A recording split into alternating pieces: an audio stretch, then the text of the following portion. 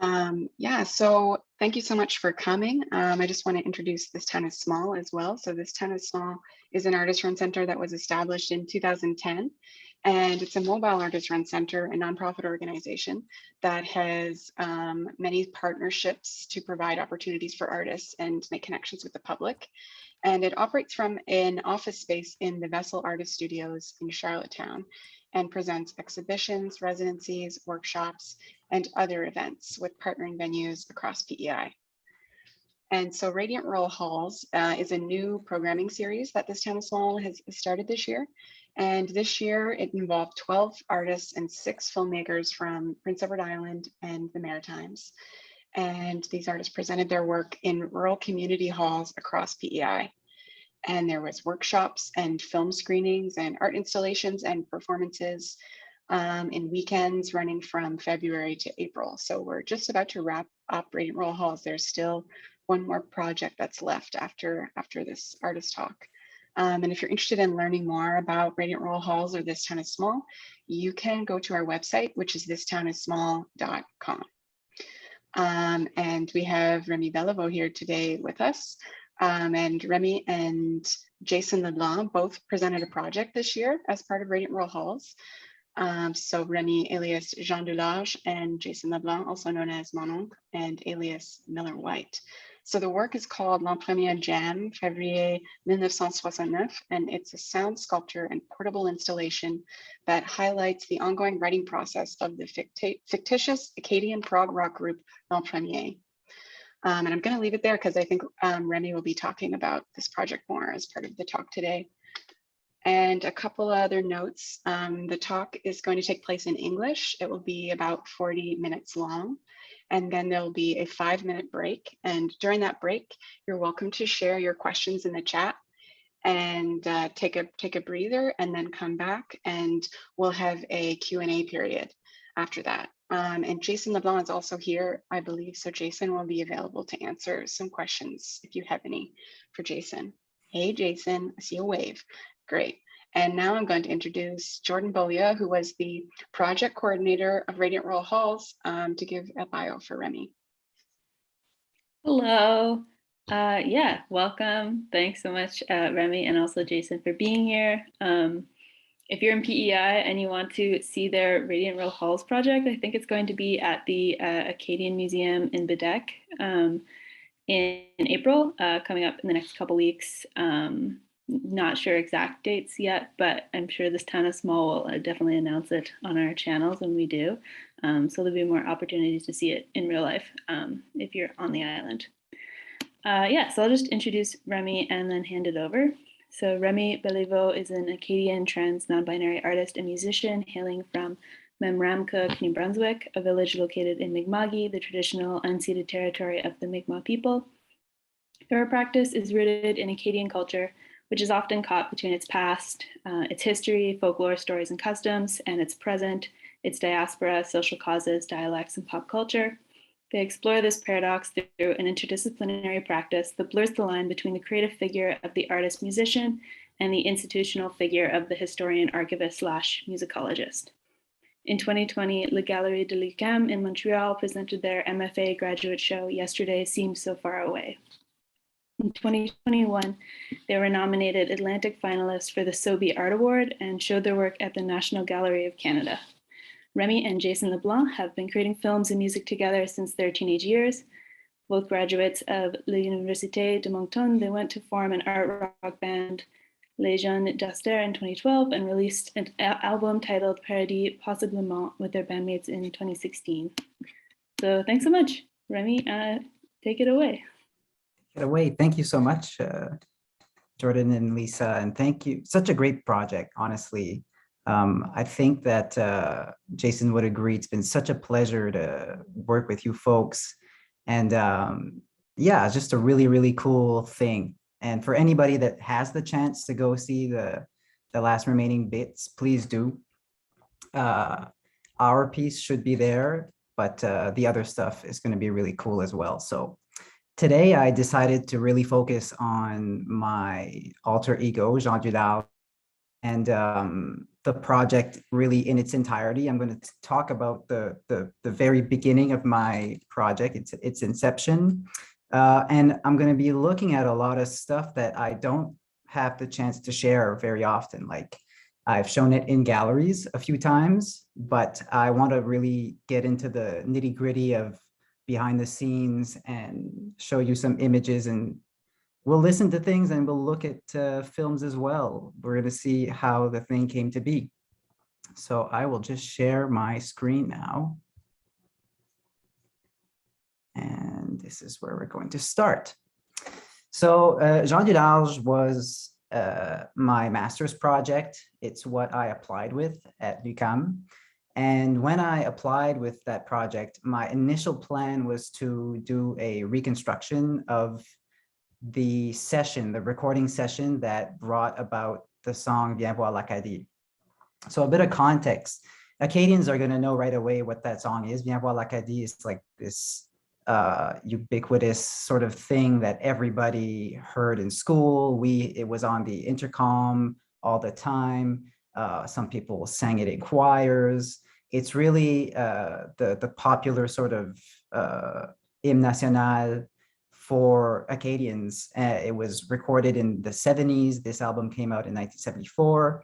And a lot of people identify this as like the first time that a pop sort of folk musician was naming l'Acadie in a song.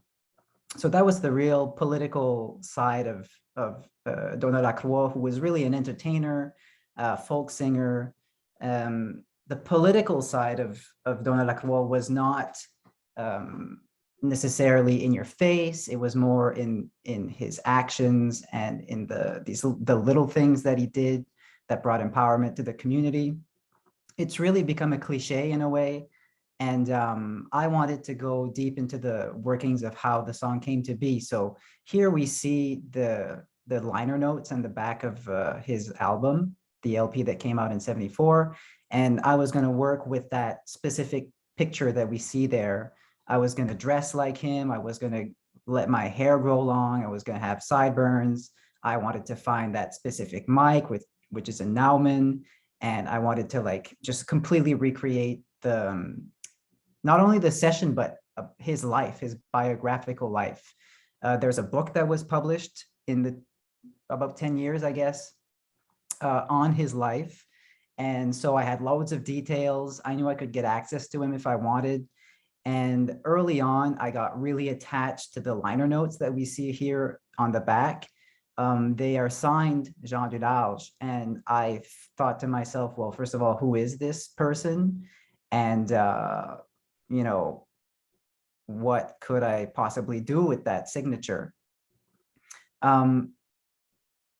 It was sort of ambiguous at the beginning. I thought that I could sort of perform Donald Lacroix on every level, which included legal. I wanted to sign documents as him. I wanted to be a real incarnation of him. And it felt a little sketchy in the beginning. Some of my profs were like, you know, there's a line that you can cross. You have to see if you get permission and na. So eventually, I sort of just started to focus on Jean Dularge, who is not a real person. Jean Dularge is a fictitious sort of alter ego. I didn't know that Donna was actually thinking about him as an alter ego until much later when we got to talking about it. But come to find out, it was his alter ego, and it was also the name of his first fishing boat that we see here on the right. Jean Dularge is a play on words. In French, Jean Dularge would mean people of the sea. And so it was, again, it had that sort of Acadian cliche where we're a fishing culture and we're a coastal culture. Whereas I'm from Memramcook, I'm from the marshes. I don't have really much of an effective link to fishing at all. So Jean Dularge became the focal point of my project. I thought to myself, well, perhaps I could think back and try to see, well, what is the story arc? How did Jean Dularge come to write this text on the back of this album? How did these liner notes come to be? So I sort of brought my character back into the 60s And there that allowed me to explore a political side of Acadian songwriting that never really took place, or at least wasn't recorded. I wanted to see a figure more in the, in the essence of Bob Dylan and folk singers and folk rockers and protest singers that were very vocal in, pointing out the atrocities of war and all the inequalities that came about as discussions in the 60s. So Jean Dularge became a vessel for that, which the Acadian community had, but never crystallized in a singer-songwriter. So right off the bat, I started working backwards. I wanted to work with the material that was already there. Viens voir l'Acadie was going to be sort of the guts of the project either way. And in order to bring Jean Dularge to write his version, I wanted to do a rewrite. I started just recording the original version. And my first collaborator was Jacques Boudreau, who is a keyboardist. He played the role of Adam Savoie, who is a creation of Marc Chambelin, who is here with us tonight. Marc was in Moncton and I was in Montreal, and eventually Marc was going to play keys for Jean. But while I was in Montreal, Jacques sort of dubbed for Marc and also charted the song. So this is the manuscript that you see on the left, where Jacques charted Viens voir l'Acadie as if we were writing it for the first time. Afterwards, I got Jason, who is now my official collaborator, but at the time I got him, I think Jason was the one that charted this. Jason might be able to talk about that later, but we got an official chart printed and signed it as if it were our own.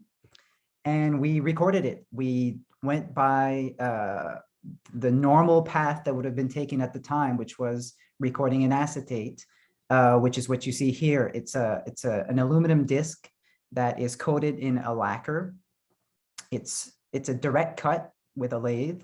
And so each one has to be done by hand individually. This is how most musicians would have been doing demos in the 60s. For example, there is a demo of The Doors that is worth thousands and thousands and thousands of dollars today, that they cut just before getting their contract. They would just shop the demo to different labels at the time. And the thing with this specific material that's interesting is the lacquer is pretty fragile. So if I were to play this record 40 or so times, the quality would start to degrade and eventually it wouldn't be listenable. So I'm going to play you an excerpt from that. And I don't know if I can move. Yeah, I can move this here. So this is our version of Viens voir l'Acadie. If I could just get it to the right 39 here. It's going to be coming up.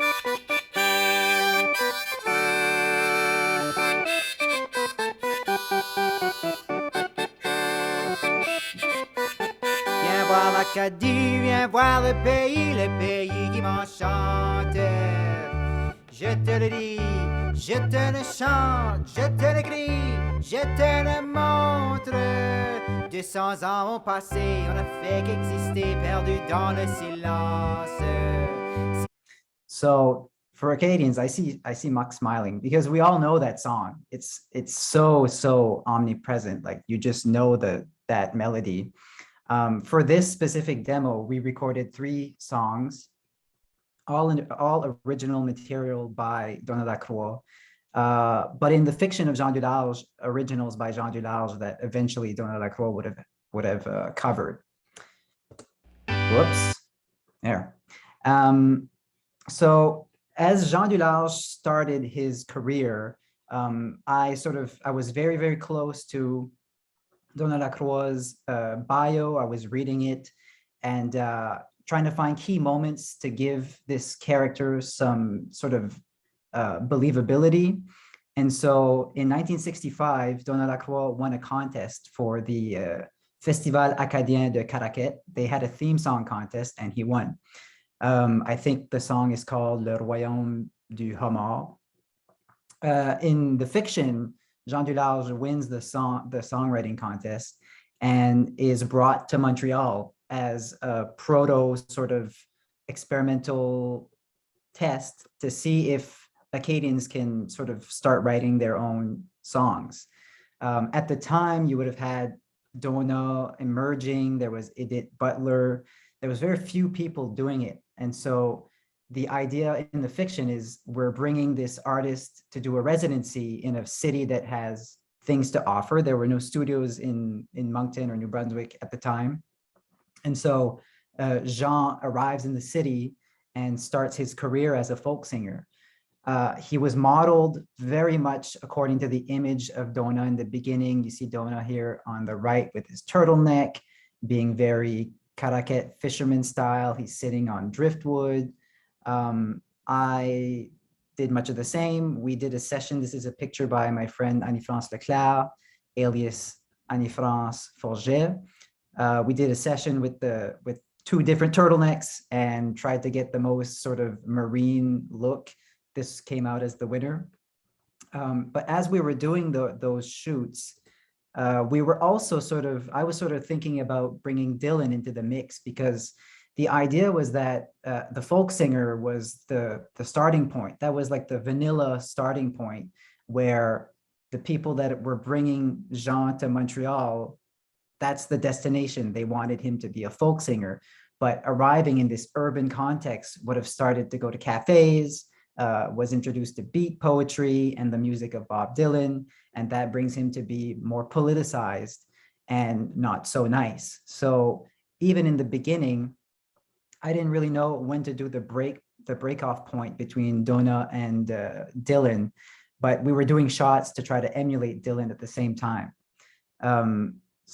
This was in the winter of 2018. By the early winter months of 2019, I was already trying to rock him up a little bit. Covers were the pretext, but I started to write these rewrites. We kept some of the melodies of Viens voir l'Acadie, and the B-side, it was always going to be a 45, a single. The B-side of that single was going to be a cover of Bob Dylan. And so I was writing my rewrites, and a fun thing is that these liner notes that we see on the back here, this is from the LP. These were written by a contemporary artist named Herménégilde Chiasson, for those who know who he is. And I know him, so he owns the handwriting, he owns the plume of Jean Dularge. And so when I wrote my songs, I sent him my manuscripts and he rewrote them. So these are manuscripts by Jean Dularge using the original hand of Jean Dularge. Early experimentations in bringing Jean Dularge to the screen, because the idea was always that I was going to make a film, a documentary film in the style of cinéma vérité, highly influenced by D.A. Pennebaker's film Don't Look Back, which showcases Bob Dylan's tour of Great Britain in 1965, I believe, or 1966. I wanted to bring Jean to the screen, so there had to be some tests. And in a class that I did, this is something that I've never shown to the public. I'm excited to share. I did a recreation of a Bob Dylan set, but not of his music. There is these tapes that leaked that were released eventually of him playing in Paris. And for about 5 minutes, he just heckled the crowd. He just sort of purposely pissed them off by tuning his guitar and never getting it in tune. So what I did was I charted the whole performance, like second by second, every word that he said and every reaction of the crowd. And I translated it into Chiac. Part of the joke was that Dylan was trying to like heckle these Parisians with this huge imposing American flag. And this is in the 60s. They were sort of viewed as warmongers by these Parisian university students. So I got somebody to make me an Acadian flag based on the original, which was made in PEI, actually, in Miscou. And according to these exact dimensions, I got someone to make me a replica of the original flag. So here I will share, oh, and I should show you, this is the chart that I made. So people that attended this performance, which is really a screen test, we're going to see Jean Dularge on the screen for the first time. Everybody had a cell phone with them. We all put our stopwatch on at the same second. And so I had all my cues to react to, and they had all their cues à la seconde près. So let's see, I'll stop share here. And we're going to go see Jean Dularge live at the cafe. It's the same thing. It's Jean Dularge tuning his guitar for 5 minutes. We won't listen to the whole thing, but it is entertaining. So I hope you enjoy. Here we go. Cassé on the way sit.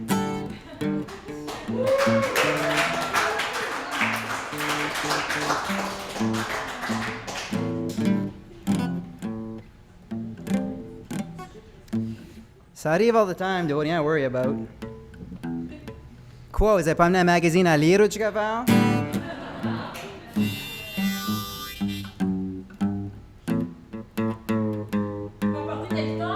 Ah, je vous aime assez, là.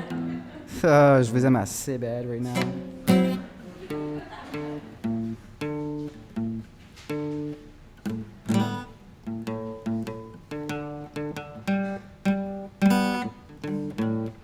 As-tu ta guitare ou pas? L'as-tu? As-tu ta guitare? Tu m'as dit que tu en avais une.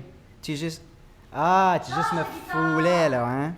Well, je vais utiliser cette guitare ici, mais je peux pas la jouer out of tune. Anyway, you get the idea. It's a fun piece. I'd like to show it in a more formal context one day. To do it, I asked my brother, who actually plays the guitar because I don't, to tell me what is the easiest chord to tune or string to tune. And so I just had to do like a little, I don't even remember what the trick is. So that was the first time that Jean was ever seen on the screen. And not long after that, we headed to the studio. So we had all the songs written out. And I brought in a crack team of not only talented musicians, but attractive people. Marc Chambelin was playing his own character, Adam Savoie, on the keys. He was asked to evoke Allen Ginsberg, which he does just intrinsically. We didn't even have to dress him. He just wore his own clothing. After that, we had Mike Trask, who was the producer, but also the drummer. He is the owner of Memramcook Recording Studios, where we recorded.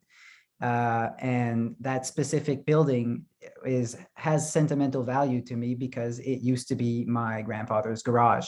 That is how things happen in Memramcook. People repurpose things. Chris Belliveau, who bought that property where my dad grew up, turned the garage into a studio.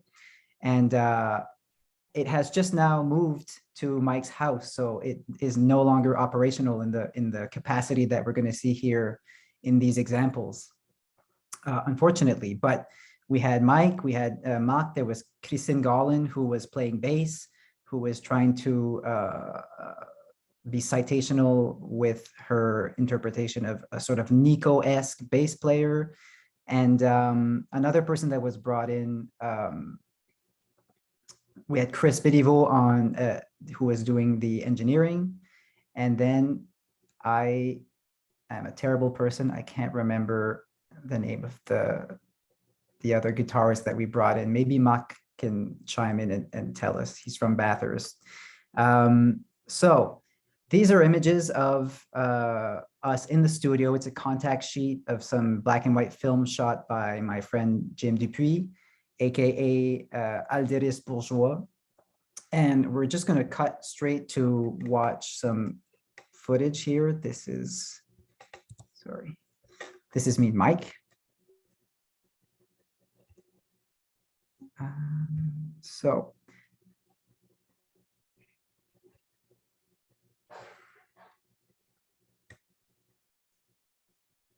I'm being abrupt, but it's just, this is the guts of the project. This is really what I show primarily when I'm putting this up in a gallery. I'll leave a longer clip this time, just so you get a really good idea of what the piece came to be. This is us in the studio writing Viens voir l'Acadie. Toi, tu veux pratiquer coming in. Yeah. This one actually starts, like the last one starts 1 beat before everybody jumps in. This one starts 2 beats before everybody jumps in. The long stop is only the 2 that we're planning. Right, but almost after every verse. Okay, so after every verse and every chorus, I stop. Yeah. Yeah. You stop. Okay. There's that like moment of pause where I just stop. Not like the long pause though. No. Just like but No. that's right. Yeah. You should stop after everything. Yeah, we're doing it You right. should never drive through. We're doing it right. Yeah. Okay, cool. I'm gonna get Frank doing a bit of work here.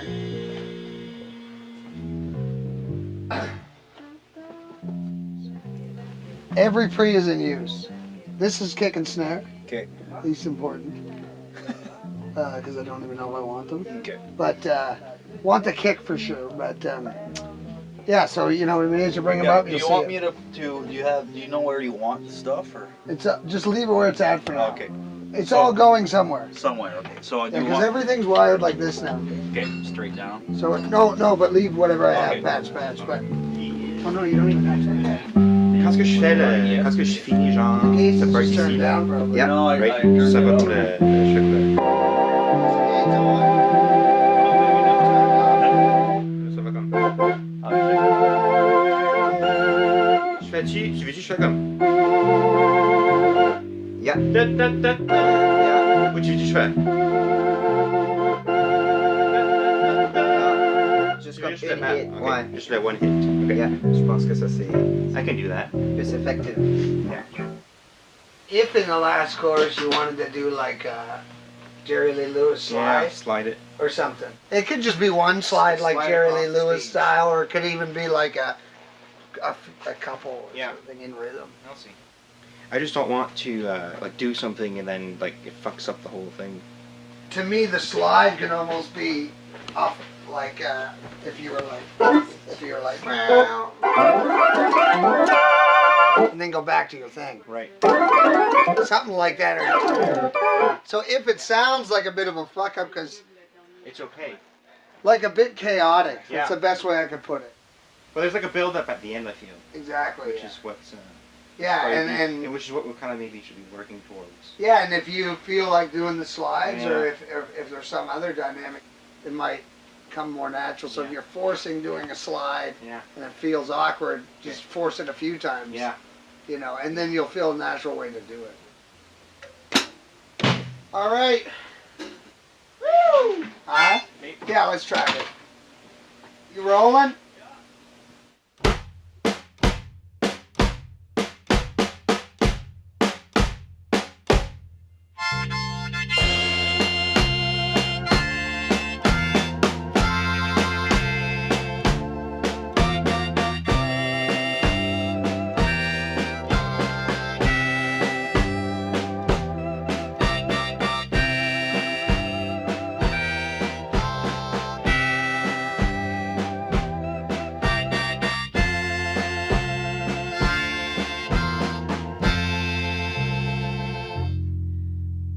One, two. Ça fait déjà plusieurs années que les ancêtres avons tout fait chipper. Puis depuis ce temps-là, on aime ça d'en parler parce qu'on trouve c'est de la fun. Selon des mots qu'on est vraiment fiers. Tous les mois d'août puis les fêtes de centenaire. Va te demande-toi, on fait tout ça pour plaire aux attentes des autres. Viens voir l'Acadie!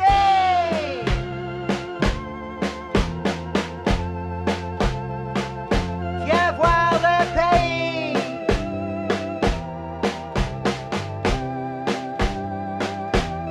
Est-ce que le dis?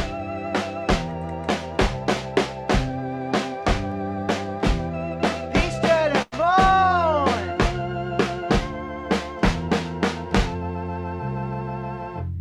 Ça tu me demandes c'est qui les autres, pas juste les gars de... So there you have it. That's really the main chunk of the project.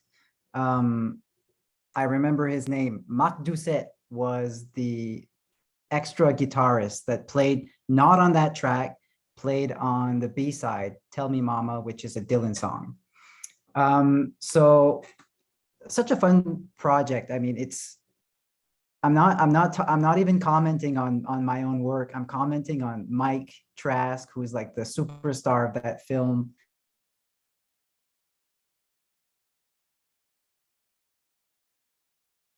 It gave a fun result, and that's the comment that I've been getting a lot. There's such joy in the project, and people really feel that we were having fun. The way that we did it, we all had fictitious names. We all had costumes. We're all sort of hippy-dippy hipsters anyways, so it's sort of the way that we would dress. But we had Okay My Dear Vintage, Kate Noel and Julie Aubé with us, dressing up everybody, making sure everything was like on point. I gave directions to people. I brought lots and lots of cigarettes, and I told people to smoke them if they felt that they could, even if they didn't do that in their normal lives. So I chain smoked for 4 days. And when my grandmother sees it, it like breaks her heart. But I don't smoke. It was for the film.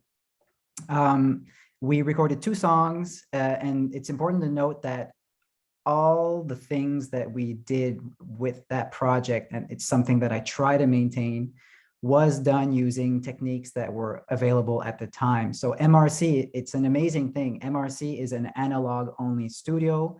We recorded on tape, on a tape machine, and all the other iterations of Jean Dularge will be done in the same way, unless necessary. The images that you saw were shot skillfully by Martin Gauguin, who is a longtime collaborator. He was the drummer of me and Jason's group, Les Jeunes Nasteurs. He did an amazing job, and he is probably the only digital presence in this project, although we went through a lot of work to try to make it look like actual black and white 16 millimeter film, like Don't Look Back by D.A. Pennebaker. So we made a record, and this is the thing. It's a 45. And I used the logo, the original logo that was on Donna Lacroix's album, Acadisco. It's a one-off. It's something that Donna invented to edit his own music. And so his album, Viens voir l'Acadie, is A101. So I made Jean the precursor, 100. And this record, I was super excited about. I wanted to release it, and I wanted it to just permeate in the archives. However, we had a problem. I did not get a license for Bob Dylan's song. And so I made the aesthetic and conceptual decision to move forward with pressing it, but I cannot sell it because I can't be making any money off of someone else's intellectual property. However, Donna Lacroix accepted to participate in the project and gave me just sort of full liberty to do what I wanted with his music, which is exactly what we did. And so that part of the project is totally usable, available, has been shown. You can hear parts of it on my website. And yeah, I've been handing these out rather than selling them. So, and eventually I had to make a show. I'm an artist, so I put things in a gallery. I don't want to spend too much time on the gallery portion of the project, but I'll just go through it really quickly. This is my master's show at La Galerie de l'UQAM. And I should add that every part of Jean is influenced by my own life. And so, and vice versa. So when I did not get the license for his 45, that affected the storyline. That's when Jean Dularge's 45 was not able to release. It was sent out to radio stations. And then the news came out that it had to be pulled. So only a few copies exist, and the rest were all destroyed. And so there are 100 copies suspected to exist, but I can tell you with a certain guarantee that there are 100 copies that exist. They are the leftovers from the 60s.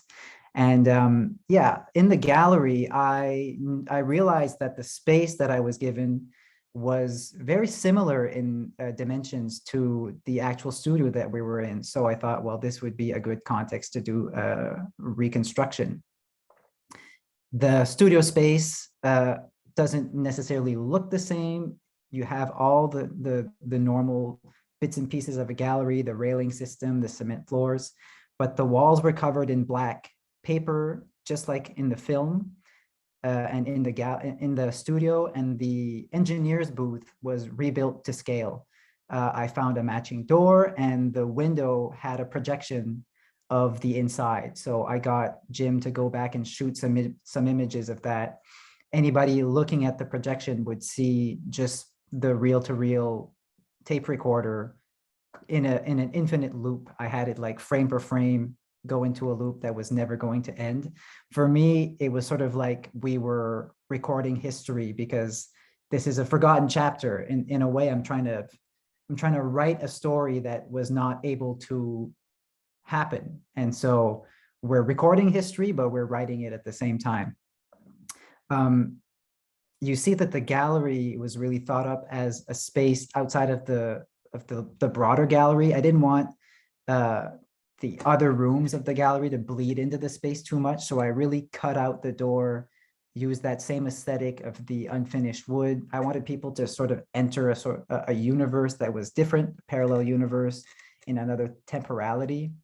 And here is an image of that engineer's booth. It was to scale. Every single individual piece of wood was measured, counted. We did it exactly like it was the first time. And you had the projection. So the idea was that people in the space were going to look at this and think to themselves, well, am I in that space? Am I in the space that I see in this film?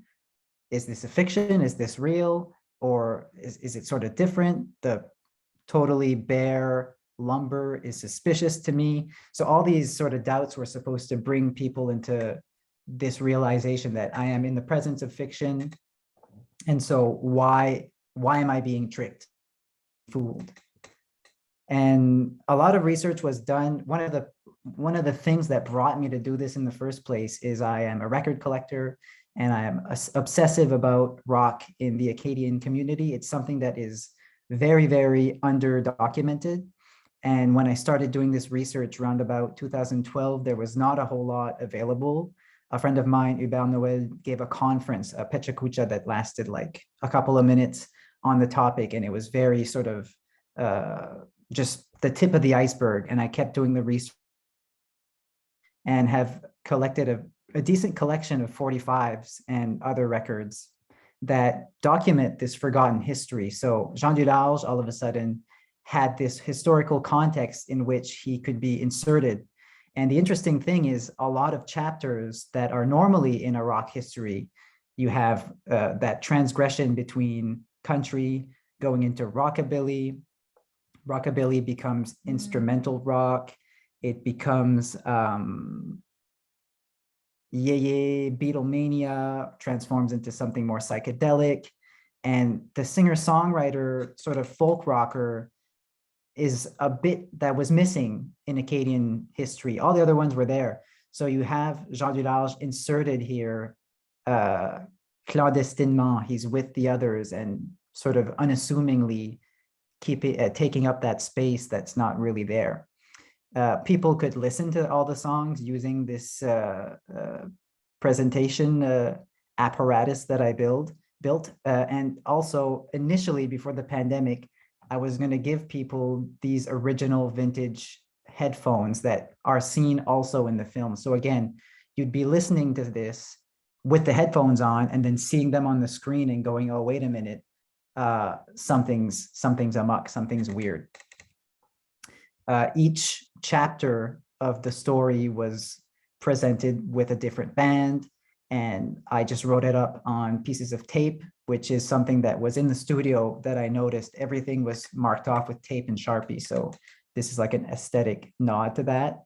And here we see Jean with the rest.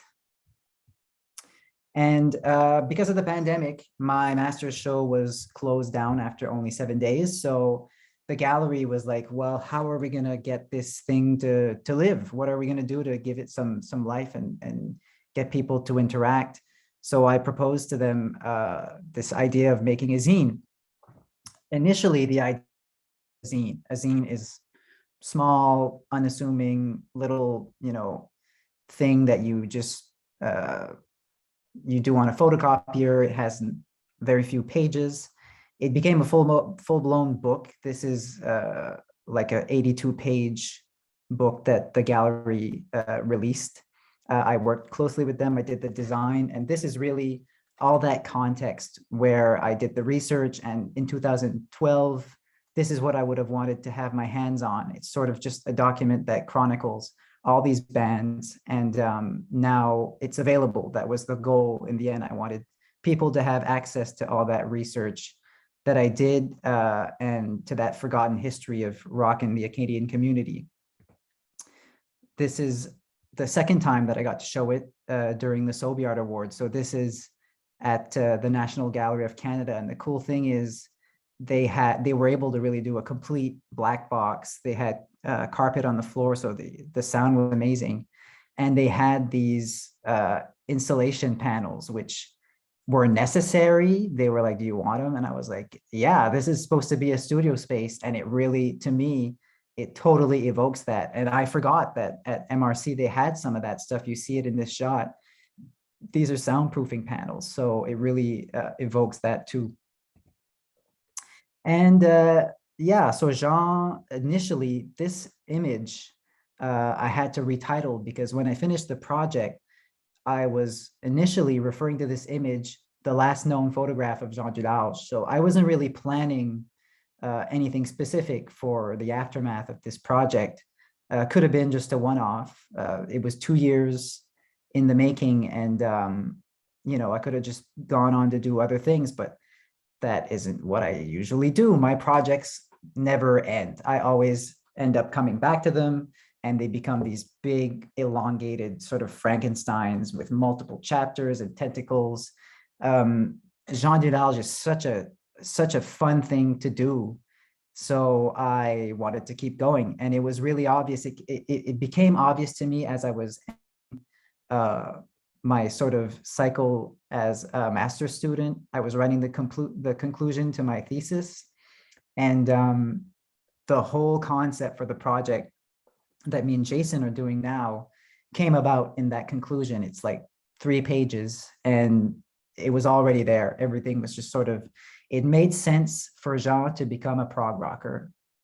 And the reason for that is that I was always referring back to what people imagine is the beginning of rock and roll in our community, which is 1755.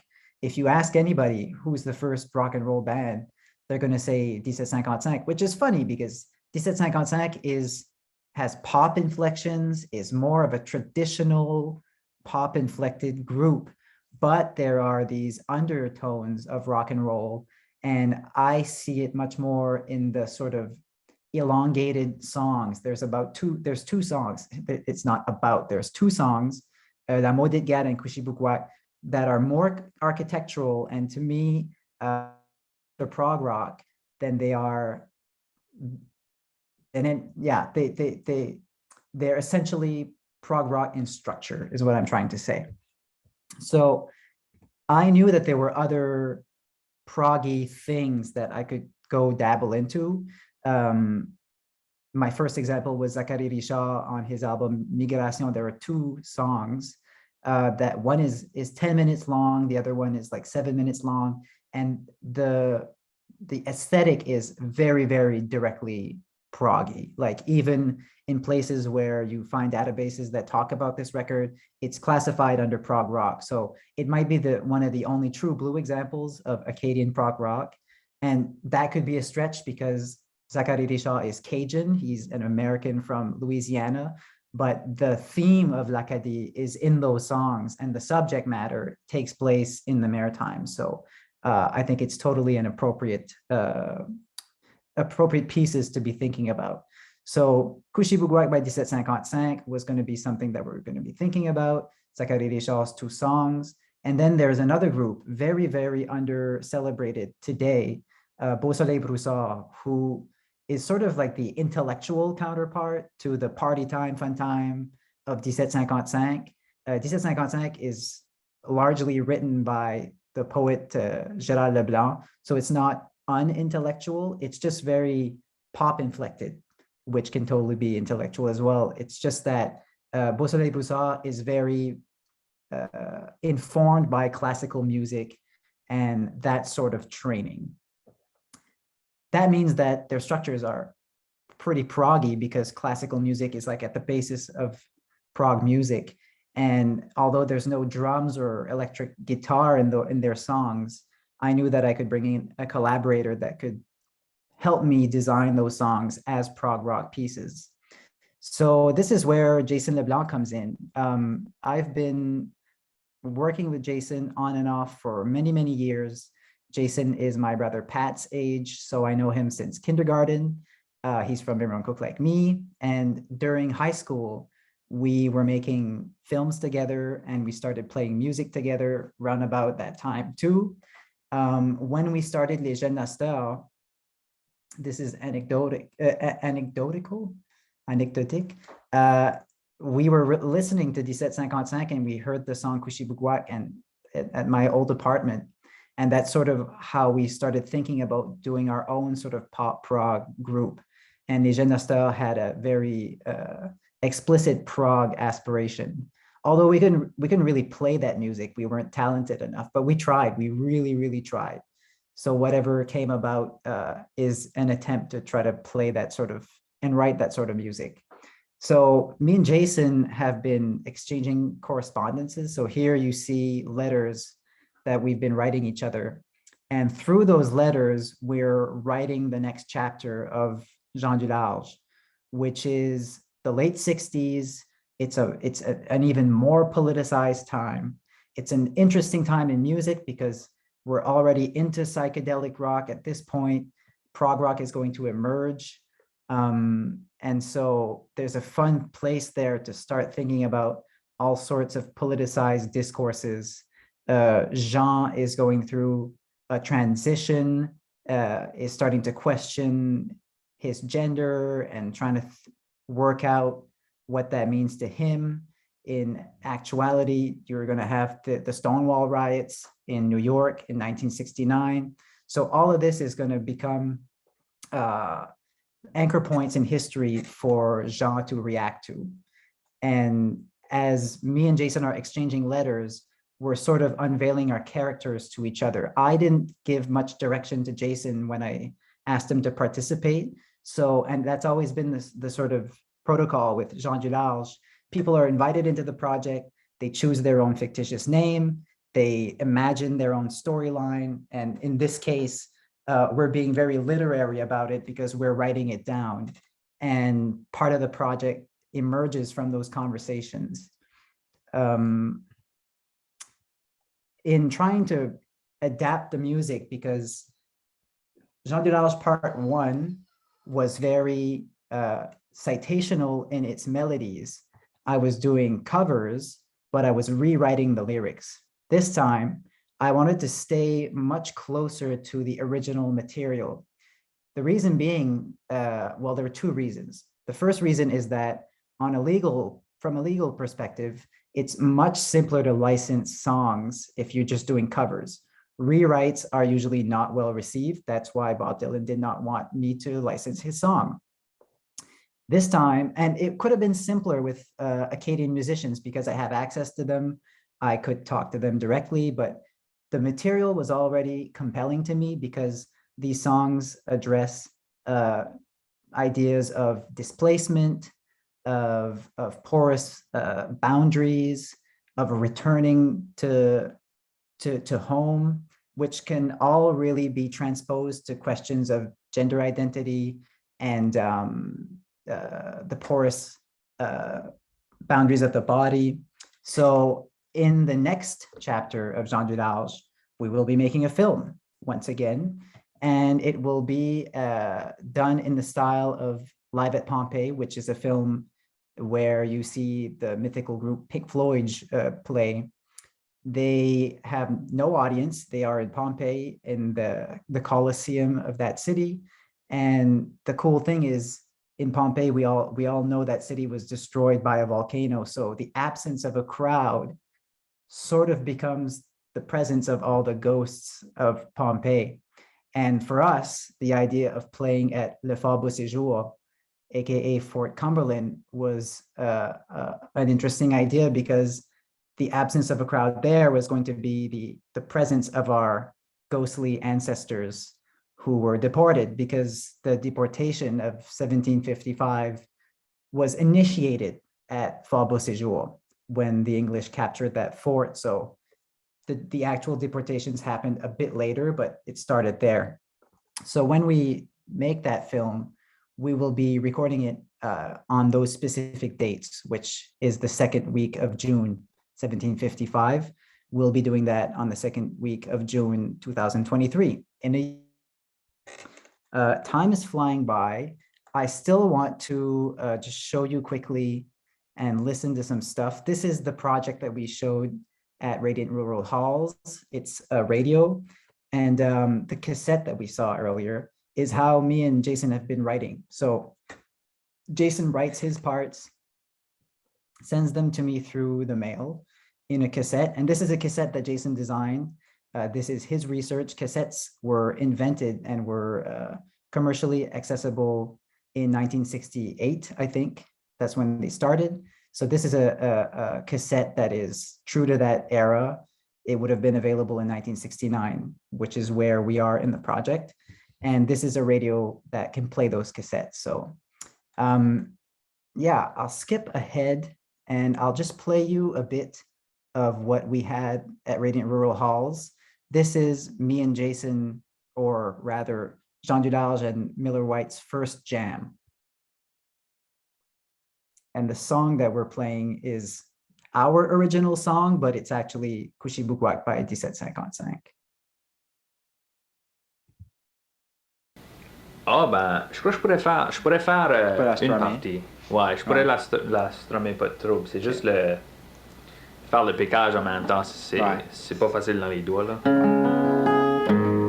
Alright, ben à ce moment-là pour Start on it. Ok, so ballade Part 2, take 1. 2, 3, 1, 2, 3. Écoutez tous, petits et grands, femmes, hommes et enfants, on s'est fait dire par des maudits qu'on était obligé de s'en aller. J'ai perdu ma terre, puis mon jardin, il m'avant tout looté. Tous nos amis s'en avant été, ils faisaient vraiment pitié. Ils savions plus trop quoi faire, il y en a qu'en avant mourir. Il y en a qui venions ici, ils nous disions. Sorry, j'ai oublié qu'est-ce qu'il est là. Qu'est-ce qu'il y a d'accord? Ce qu'on a rendu, c'était le... So that's just an excerpt. It's I think it's 45 minutes long. It's really us pressing record and playing the songs together for the first time. And the fiction of it is that we would have been together in Moncton for a brief moment. I would have been in town and we would have recorded that, or Jean would have been in town. But we did it, I was in Montreal. So when Jason was playing this, accompanying me, there was a delay in my voice. So he had to just keep the tempo going. And I could hear him spot on. I mean, I was singing with what I was hearing, which probably had a delay too. So it gave a 45-minute piece that I think has some highlights. There's some fun little bits that really are fun to listen to. Whoops, I don't want to play. Why? Oh. There. Just to close off, so yeah, this is a postcard that got me really excited because we're going to be making this film. I'm writing a grant for it right now, and musicians have been confirmed. I will not be really revealing their names right away, but things are shaping up and it's getting really, really exciting. And I always get ahead of myself. When I saw this postcard, I was like, this is going to be an album cover and will be used to make posters. Jason hasn't even seen this yet, but this is my mock-up of what will probably be the album cover if we ever release the music. The goal is to make the film first, and if musicians that have been contacted and licensed agree, we will probably release the music, press a vinyl, again, keep working with the materials and the techniques of the time and release the music, because I wasn't able to do that last time and I really, really want to do it this time. I think that covers it for me. So thank you very much. And we got time for a break and some questions, I believe. Yeah, thanks so much, Remy, for the presentation. It was really interesting and engaging. And I think, yeah, we'll give a 5-minute break if people want to come back at about 8:05 Atlantic time. And if you have any questions, you can share them in the chat. And questions are welcome in English, in French, in Chiac, any language Remy can respond to. So we'll see you soon.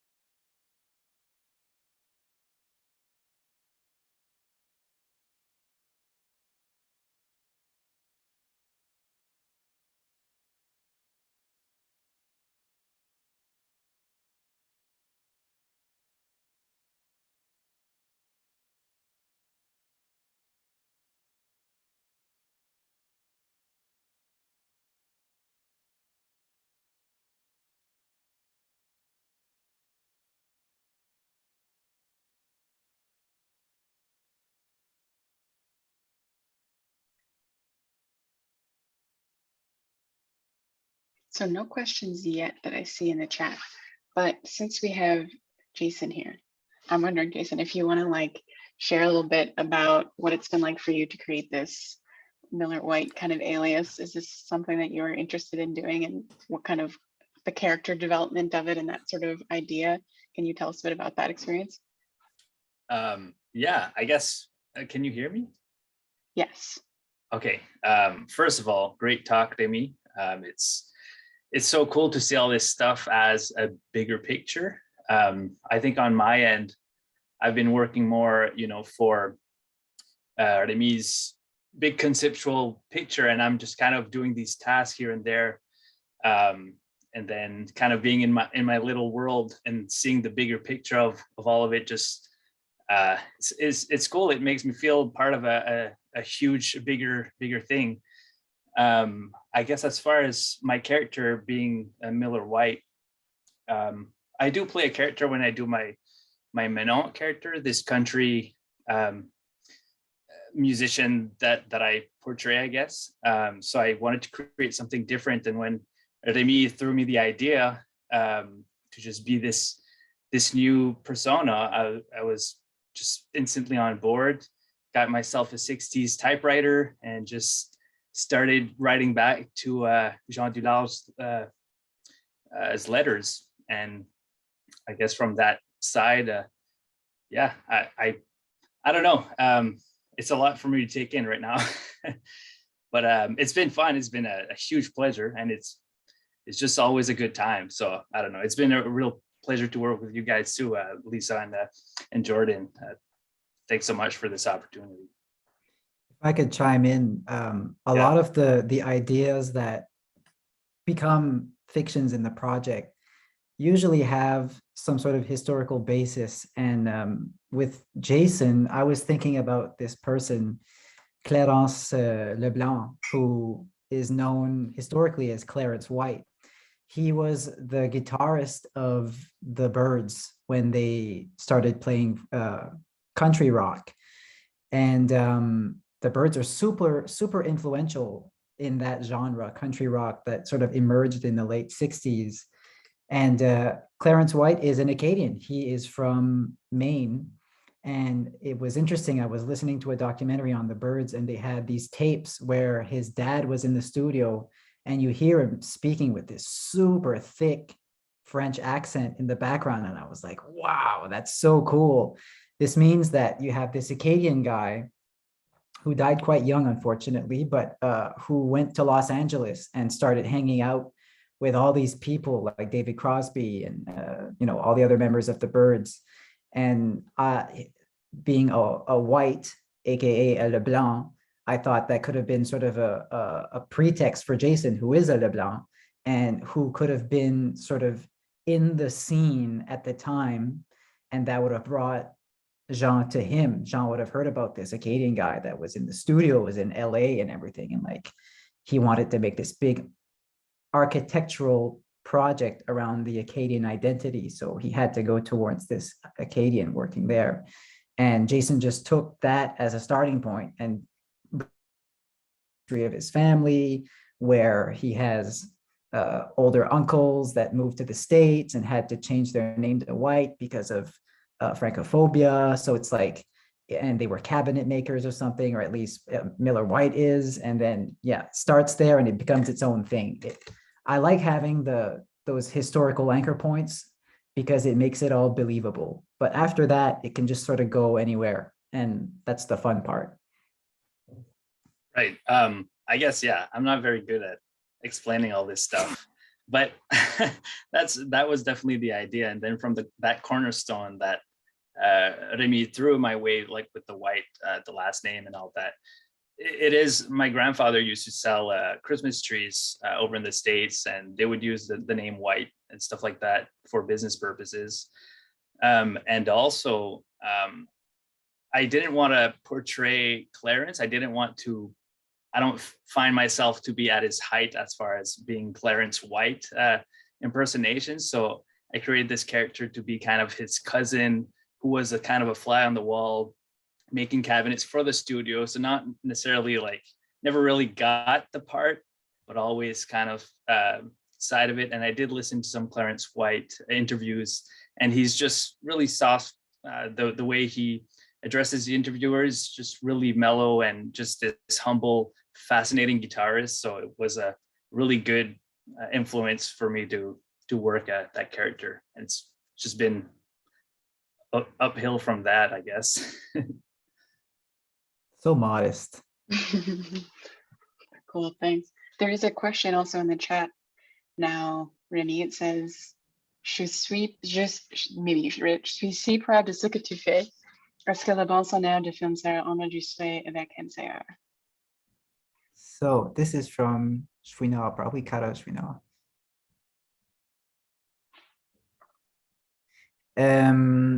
Yes, so the Mike Trask is being brought in again as the record producer. The difference this time is that we won't be recording at MRC directly.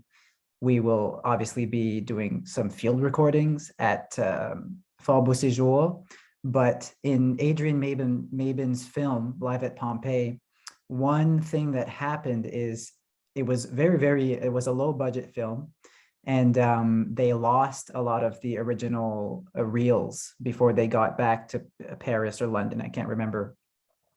And so to make the film, they had to reshoot some stuff in a studio environment. So the plan right now is we needed a sort of black box context to film in. We will be going to the Aberdeen Cultural Center in Moncton at La Salle Bernard Leblanc, and we'll be recording some songs there on tape with Mike. And then that's going to be in probably April of 2023. And that following summer in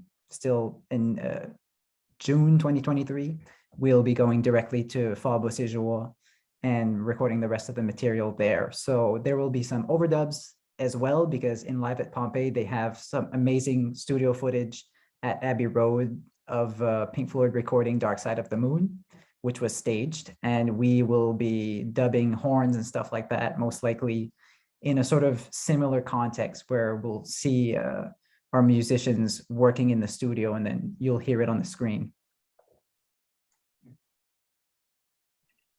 Amazing. I can see the questions, but shall you read them out loud? Sure, I will read it for you. Hey, Rémi, thanks for the great presentation. I'm just wondering how viewers have responded to this project so far and what the experience of showing it in different contexts has been like.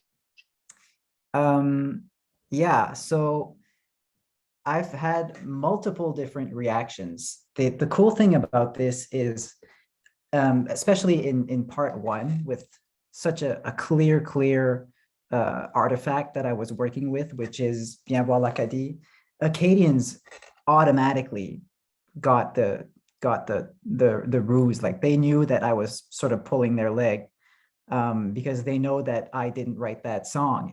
It's Dona la Croix, everybody knows that. However, I'm in Montreal, and so people from Quebec were the first audience to ever see this piece, and they didn't know who Jean Dularge was, so they believed that he was real. And in the way that I present the work, I oftentimes play the musicologist, and I present the artifacts as these things that I found. And this one time, we were having a group critique in my master's program, and a person from a certain prestigious gallery came and was asked to comment on each of the students' works. And when it came my turn, I did the exercise was, you don't present the work first, they just come to it fresh and start talking.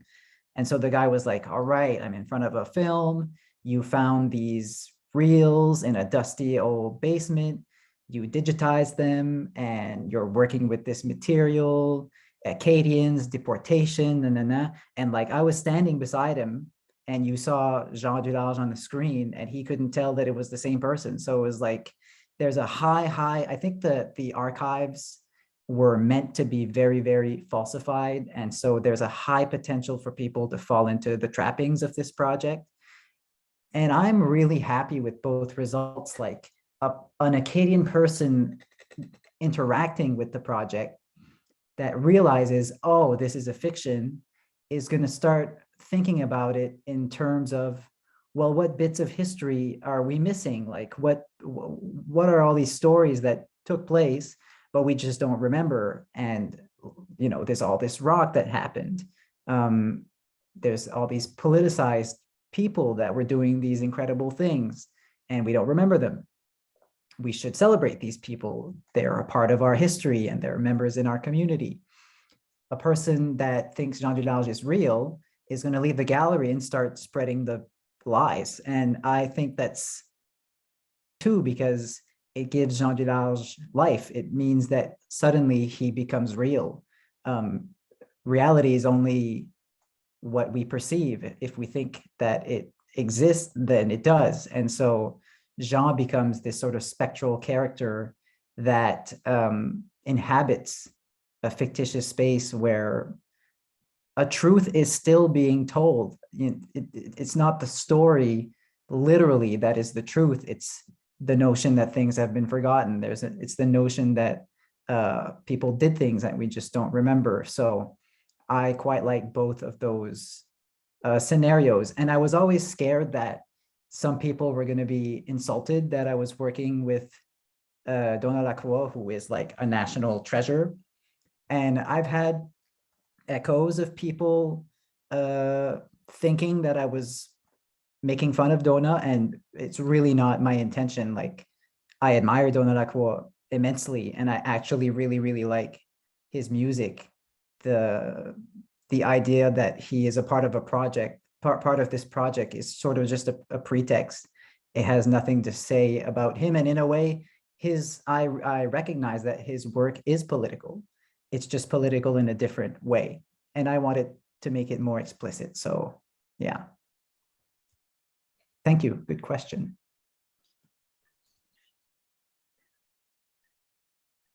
Cool. Yeah, I wanted to ask you a question about Donna Lacroix, because I think, like, you know, when we think of like musicians and rock stars, they have this sort of like coolness to them. And I see that a lot in a lot of the images you're using in the videos, the sort of like cool rock star figure.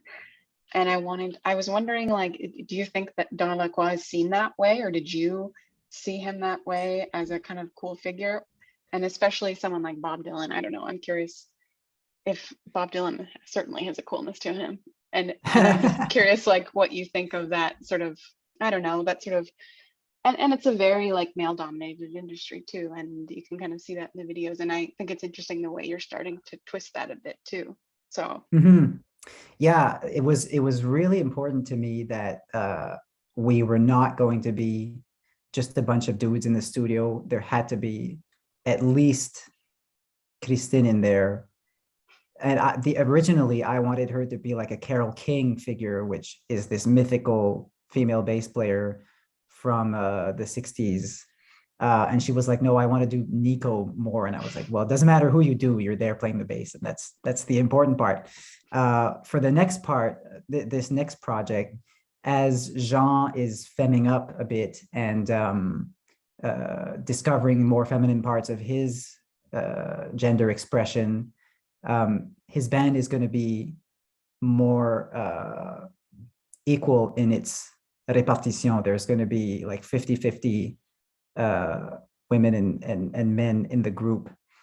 And I feel that it allows me to sort of start to build this feminist discourse that might have been not super present in the first project, that was really, really Acadian-ness, Acadian identity driven. This time that is going to stay there, but we're going to get more feminism and queer studies roped into it.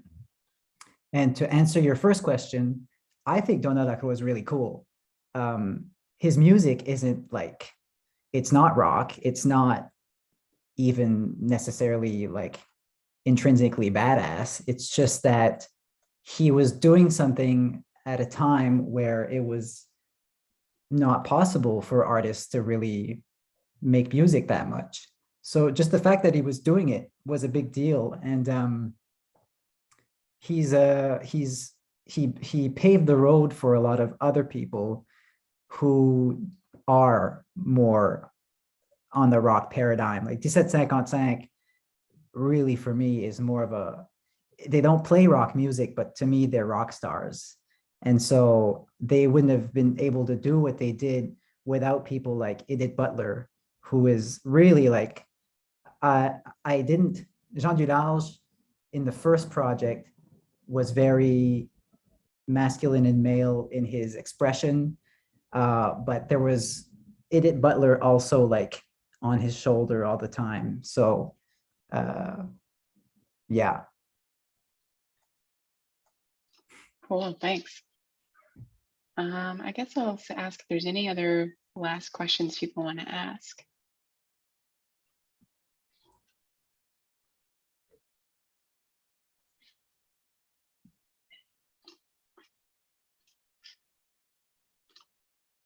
I think that's good. We're good right here. I think it's a good place to stop. Yeah. So thanks so much. Thanks again, Rémi. It was I really enjoyed the presentation. It's really interesting to hear more about the project and how it's developed and where it's going. And I look forward to seeing what happens with it. So thanks again. And thank you everyone for attending. And thank you also to Jason as well for being here. Yeah. And have a Thank nice you, evening. everyone. Yeah. So fun. Bonne soirée. Bye. Bye. Thanks, Rémi. Bye. Bye.